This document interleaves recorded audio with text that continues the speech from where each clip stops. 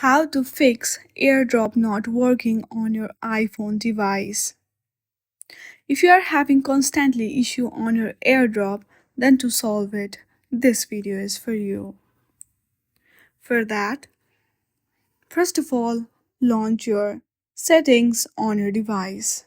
Once you are on your settings, there you will see general options. Simply tap on it and go through the last.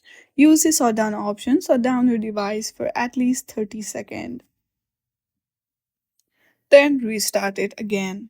Now, tap the AirDrop option available under General. From there, make it to Everyone for 10 minutes. And check if your problem is solved or not.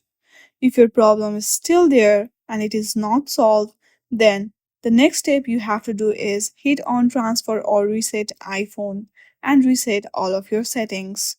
Once you do all of this, your issue will be solved. I hope you like this video. If you like this video, then please do not forget to like and subscribe to our channel.